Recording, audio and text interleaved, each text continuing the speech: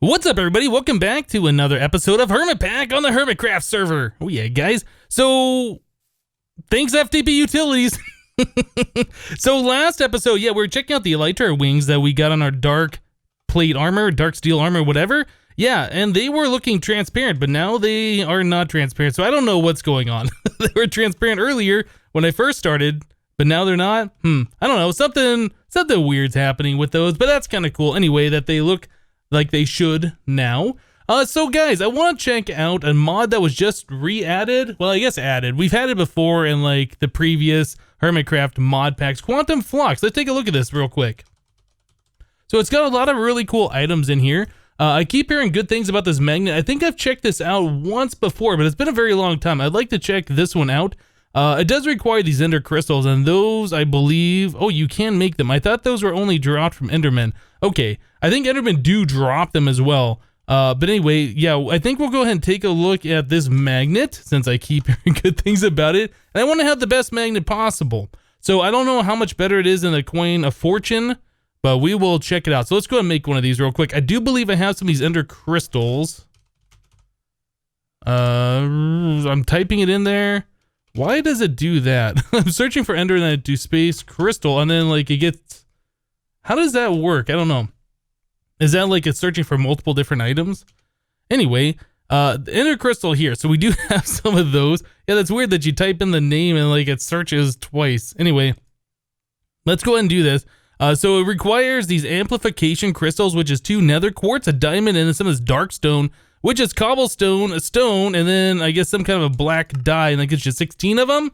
Unfortunately, doesn't look like we have any black dye, but we can fix that real quick just by doing one of those. What is this? Black Lotus, actually additions. I don't know how I got those. We can do one of those. We need the mortar and pestle. Pestle and mortar, one of those things. There we go, one of those. One of these. There's some of the black dye. And here we go. Okay, so there's our dark stone. So item magnet. This, we need 2 of those. There's 2 of them. Oh, click it. Yeah, there we go. And there's our item magnet. Cool. So that's pretty easy to do. So how does that differ from the coin of fortune? I'm not entirely sure. Let's go ahead and turn this one off. We will put this on our bar, turn it on. Yep. And then, okay. So it does that. Let's see distance-wise how far away this works. Okay, it's on. I'm walking closer. Okay.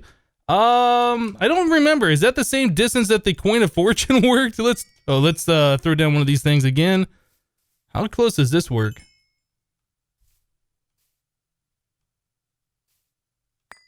So it's about the same distance, maybe a little bit further. But the thing is, the coin of fortune makes sounds when it picks up items, right? So that's a difference. Okay, so the other one does not appear to make sound. So that makes it better, in my opinion. Although I'm not sure if it's like better as far as a magnet goes yet.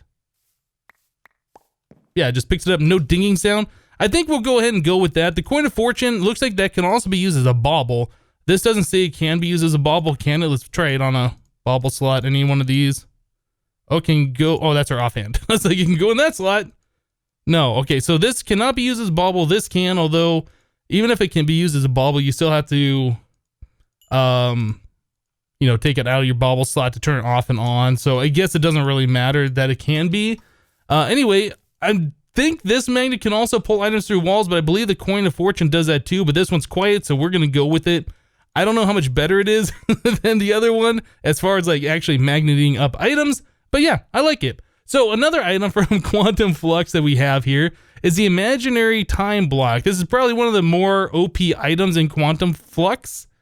Yeah, we're going to go and make this item. So it does require a couple of nether stars in this cubic cluster level 3, which requires 4 level 2s, and finally 4 level 1s, which requires all of this stuff. So it's a little bit expensive. So that's 3 gold and a redstone per 2 of those. And then these are diamond and nether quartz plus 2 of the ender crystals for 2 of those. Anyway, it gets a little expensive here. Yeah, and then finally we need 2 nether stars and this stuff. So let me go ahead and get to the crafting here. We'll go and make this and we'll check out the imaginary time block from Quantum Flux. Alright guys, well I went on quite an adventure to get this imaginary time block made. Yeah, we required a lot of nether quartz in order to do that, and I ran out. So I had to go to the nether and farm up a bunch of that. Yeah, and also part of the recipe, we needed 2 nether stars, so I just got done fighting 2 more wither bosses. So anyway, takes a lot of gold, takes a lot of quartz, takes a lot of iron, and so on and so forth, ender pearls and quartz, and yeah. So we got this done. So imaginary time block. Let's go and set that down, take a look at it. Pretty cool. It requires RF in order to work. You right click on it, nothing. Shift right click, nothing. So it has no interface, but it does take power. So this is supposed to speed up crop growth within a certain area. So I was trying to figure out how I'm going to get black ink for the stuff that we needed. Let's see, what is it? These things? No, not those. These, right? These require the dark stone. The dark stone requires some kind of black dye.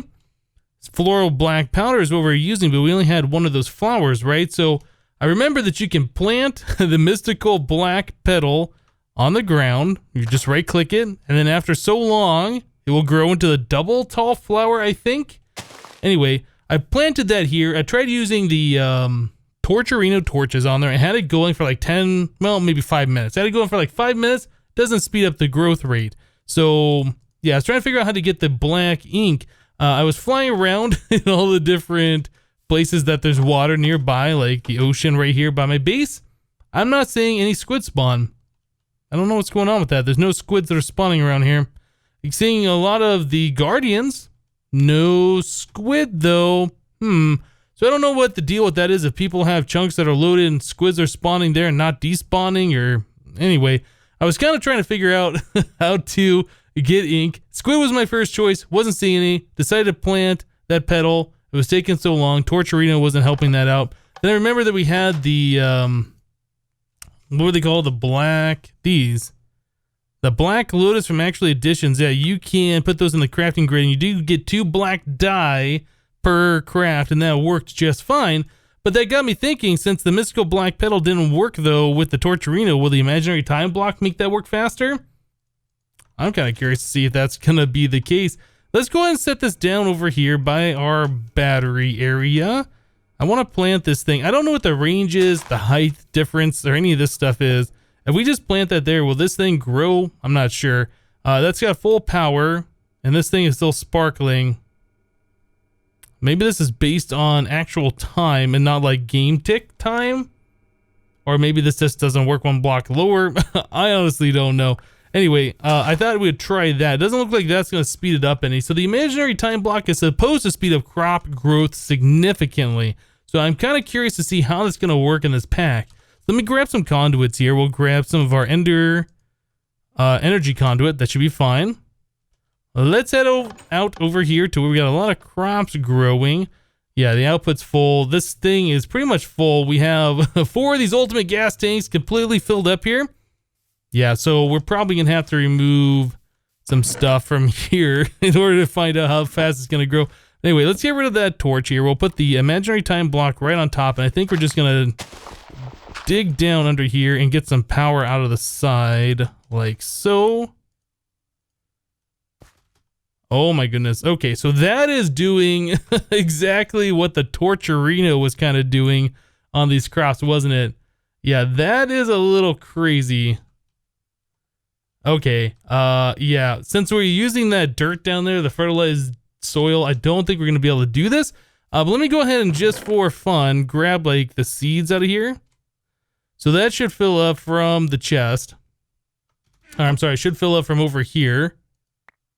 Whoops, I didn't mean to do that. From this guy. Oh, can I don't think I can click on the farming station. These plants just keep growing. Yeah, so that's a little overpowered. I don't know if we can stick that under the ground or whatever, but it looks like these crops are growing instantly. As soon as it's being harvested, they're being grown again. So I don't know if we need this. Anyway, I wanted to check that out because I haven't seen the imaginary time block in this specific mod pack. I didn't know like how it would react compared to like the Torturinos, for instance. It looks like it's about the same thing, but it does require power and it does require a lot of resources to go into it, so it's a little less cheaty. Although the Torturino at this point in time the recipe has been changed. So it requires 3 diamond blocks, 3 nether stars, 2 clocks, and then a torch. So it's a lot more expensive than it used to be, which I believe the recipe before was just like 4 of these clocks. Yeah, so the nether stars and the diamonds add a little bit to the difficulty of obtaining that, but it's not like really difficult. Anyway, it's better than what it was. So that's what the imaginary time block does. It's what it looks like. It's pretty awesome. I wanted the soil down here. Like so. And then that'll get replanted, I assume, eventually whenever the farming station comes around to this, right? Is that auto-till? Maybe I have to till it myself. I don't know. We'll just leave it like that. We got plenty of crops growing. I need to get this stuff out of my inventory. We have so many seeds. Gonna turn the magnet off. We're just gonna dump these over here. Oh, I thought you could do... No, I guess we have to do like Shift Q? Control Q? There it is. Control Q gets a stack out of your inventory at a time, whatever you have selected. And the wheat too. We'll just let that despawn over there. That'll be fine. Cool. All right, well, I definitely wanted to see how this thing worked, and we got a chance to see it. Yeah, I guess that'd work better if we had it on the unfertile soil, so you weren't seeing all those particle effects, and then it wouldn't really make that big of a deal. With the fertilized soil, though, I don't think we're going to be able to use it. Yeah, I think this farm is fast enough, actually, with the greenhouse glass and the fertile soil below to keep everything full. Yeah, because we are keeping up all of our gas, and we aren't using it as fast as it's producing it right now, so it definitely doesn't need to be sped up that much, but I guess we could find other uses for this imaginary time block. So I'm trying to see if the imaginary time block works with vanilla spawners, and it doesn't really feel like that's making the spawner go much faster, although it could be just slightly. Yeah, I tried also using the imaginary time block on our machines that we had over here. I was trying to see if it would work like the Torturino, so I broke out a block, put a little bit of a cable back there, and powered it right on top of here. And yeah, it does not seem to make these machines go much faster. By the way, I did find some of these upgrades. These are ones that you can only find in dungeons.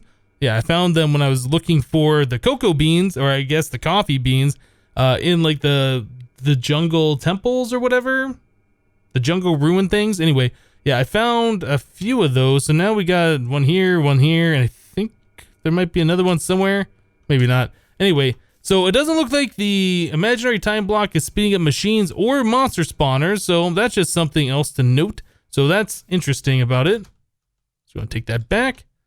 And yeah, the elytra I'm noticing with the dark steel armor, every now and then it glitches out. So when I try and fly, it makes it act like I am trying to glide, which I'm not.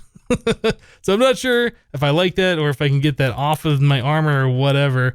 But anyway, I did move the monster spawner so it's facing this side of this room, by the way. I removed the switch from over here. I think this just makes sense being the front instead of that being the front on that side. So that's just another change that I have made here. Oh, you know what? I think I need a piece of glass on top of the spawner too. There we go. And all buttoned up. Yeah, so we can just go ahead and flip the lever here. So this spawns way faster, obviously, since we have the octatic capacitor in there. And yeah, just the power spawner works way better. So if we need blaze rods, this is the way we're doing it. All right, guys, so another thing that I'd like to look at today is getting wireless connectivity to our refined storage. Yeah, like a wireless terminal or something. I know we have one in this pack. I just haven't really gotten a chance to look at it. And now we're kind of like expanding out our base a little bit. So now when I'm over here doing stuff and I need something, it's just kind of annoying to have to run all the way back around and then over, especially just since we don't have like super fast movement. We can move kind of fast, but it'd just be more convenient to have something on our hotbar. We just right click and then get access to our items, right? So I want to look at getting the wireless refined storage access. So let's take a look at this. I've never done this before. I do know there's a wireless grid. I know there's a wireless crafting grid, wireless crafting monitor. Oh, you know what? The crafting monitor, I was thinking this was like a wireless crafting grid. Never mind. This probably just tells you, yeah, that probably just tells you what's crafting at any given time. I don't think we're going to be doing that. Never mind. So we're also probably going to need some kind of a way, wireless transmitter. I think this is what we need in order for the system to know that we want to do stuff wirelessly. I haven't really explored this too much, but let's take a look at the wireless grid for right now. We'll just kind of see what this goes into it. So we're going to need the quartz enriched iron, which is pretty standard for this mod, a diamond processor, the grid, which is a destruction core, which is the basic processor, and nether quartz. I don't know why that's red. I guess I had to choose some color. We need a construction core, which is a glowstone and basic processor that's blue. Again, probably just because it needed a color. Improved processors, so that's the gold processors in the machine casing, which is pretty easy to do. Are we able to just craft this thing up pretty quickly? Like, do I have enough of this stuff in the system? I might. Let's see if we can do this. So if we do one of those, and then I think it was redstone for the other one. Maybe it wasn't redstone for the other one. Let's go back to this thing real quick. This, that, it was quartz and, okay. Yeah, the red color, that got me. Okay, so anyway, we should be able to make this guy now. So there's a grid. And do we have this? We do. Okay, so that was pretty easy. So I do also have a wireless power. I forget what it's called. Wireless charger. Yeah, so over here on our vibrant capacitor bank, I didn't show this, I don't think, the last time. Yeah, we did put a wireless charger right here. So this is keeping our armor completely full of power all the time. And as you saw, as I just grabbed that wireless grid, this thing filled up with power immediately. And that's because of that guy right there. Okay. And if I right click on this, what does it say? Nothing. Can I put it into this guy? In AE1, you could take this and drop into a slot on the side over here, I think, but there's no slot on the side. Those are upgrade slots. So maybe we do need the wireless transmitter. Is this thing difficult to make? No, that looks pretty easy, right? That and this needs to be placed on a cable. Okay. Let me grab some cable here. I guess we have to go back anyway. I want to see how this thing works. Can we... I wonder, can I stick it like on the side onto that cable right there? Doesn't seem to want to work that way. Maybe it has to be placed up and down. Let me place the cable here, and we'll place that right there. See, that connects to it, but this wouldn't connect to that. Anyway, if we right click on this guy, it says 16 blocks. Now if I... Yeah, right clicking on this still doesn't do anything. Do I have to shift right click onto that thing? If I put this here... Yeah, I'm gonna have to figure out what else we need. There's probably some other kind of like a security terminal or something we need. Network receiver, network transmitter. Okay, I'm gonna look a little bit more into this. I think we might need these things and figure out what we need to do, and we'll be right back, guys. All right, so all it took was just one quick Google search, and I found it. All you gotta do is, I think, shift right click onto the controller, and that seemed to have linked it to the system. So now we have access to all of our stuff. Let's do... Yeah, I usually sort by quantity and descending, so I see the most amount at the very top. That's usually the way I do it, because those are the most important things, usually.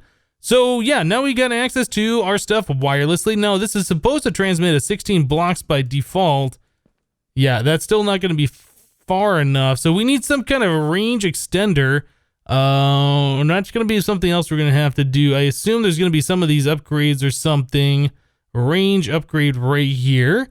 Okay, so I don't know how much of a range that upgrades, but that's the upgrade thing. So that's a gold processor, a couple of glass, some quartz, and that gives us one of these upgrade housings.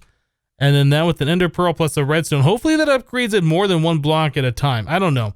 Let me go ahead and start making some of those. I'll experiment around, see what we can do. But yeah, we definitely want that thing to work probably at least to here, but I think I'd want it to work everywhere in the base, so we might have to make a few of those upgrades anyway.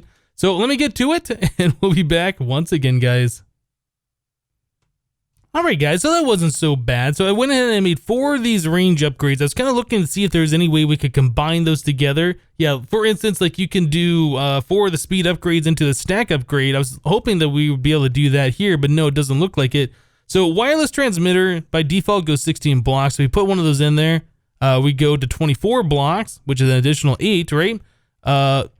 Yeah, additional 8. So another thing I was curious is like how much power is this using? So if we go here, wireless transmitter is doing 8 RS per tick at 16 blocks. If we put in one of these, it goes 8 more blocks. So to 24. And then over here on the power, it is now doing 16. So it's like it adds in one more RS per tick per block extended, right? So now we're doing 24. Now we are doing 32. And finally, we can go all the way up to 48 blocks away. Yeah, and our wireless transmitter is now going to be using 40 RF per tick just to have the wireless thing available. So I think that's fine. We got plenty of power that we can make right now. Our total system right now is doing 79 RF per tick. RF and RS are the same thing. It's just refined storages conversion 1-to-1 of RF. But anyway, so now we have the wireless grid. Yeah. Oh, does not work back here. But if we get, let's see, where does it start working? Looks like right about here. So that's pretty close. I mean, another thing we could do, since it doesn't work like everywhere, we could add in more of those wireless transmitters. So we could put one like over on this side and one over here and like maybe just one per room or something. But I think that's going to be mostly good. Let's see how far away it works over here. Does it work to the end of the hallway? Certainly does. What about like over into this area we haven't built in yet? Nope, not quite, but almost. Almost, not quite the entire thing, but I think that's going to be pretty good for our basic usage for what we need. Because normally, like I said, I'm over here working on something. It's like, oh no, I need a lever. Now I can just auto select. Now I can just grab a lever. It's too bad this thing doesn't have a crafting grid in it too, but you know, I'm not going to complain. Alright guys, well since we're still working with refined storage, I thought it'd be kind of a cool idea to start looking at the auto crafting that this mod can do. Yeah, so we made ourselves a pattern grid. We have a crafter here and some blank patterns. As far as I understand it, these are about the only things you absolutely need. There's also the, I think it's a crafting monitor or something, crafting grid, crafting monitor thing.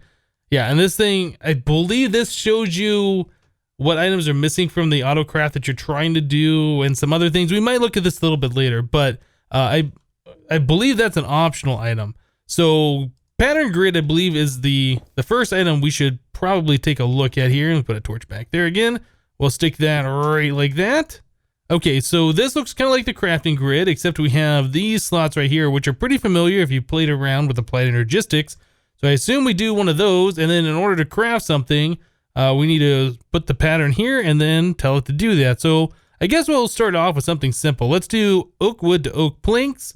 And you can do or dictionary, it looks like, which I assume would do spruce instead if we ran out of oak, which could be useful. But for this, let's just go ahead and keep it simple. So there is a pattern with 4 oak planks. So I made a crafter here. Let's stick that right here. So this is a little bit different. As far as I understand it, if you just want the system to craft something, all you have to do is just stick the pattern in here. That's it.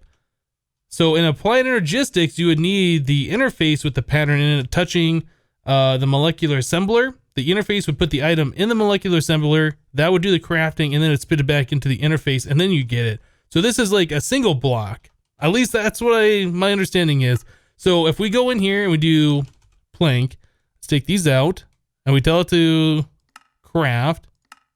That's it. So it's a single block solution, which is really cool, a lot more simplified. So we can fill this up. It looks like full of 9 different items. You can put speed upgrades in here as well, so it'll craft faster.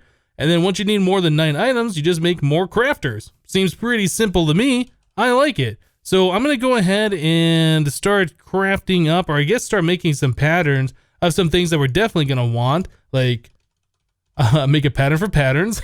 That's one of the most common items I think we're going to be making a lot of. I'm probably going to want to make a pattern for making the crafters, although the crafter itself, you have to do in the solderer. So we might look at doing some kind of a crafter where it can eject the items into the solderer. I believe this face right here, let me pull this item out. I believe that face right there with the little dot on it is the one that has to face towards a machine. Yeah, it looks kind of like a piston almost. Like that's the front of it and that's the back of it. So this would push the items into whatever machine to do the processing. And then I guess you could use an interface from that machine back into the system. I don't know if it can eject back into the crafter. I haven't tried that. I haven't tried a lot of stuff with this mod. Still kind of learning it. Anyway, probably what we want to do then is have the crafter facing the machine like this. and then have a pattern in there where to eject the 3 different items we need into the solderer, and then the solderer, we're going to need a way to get the items back out of here and into the system. So we'll have to figure that out.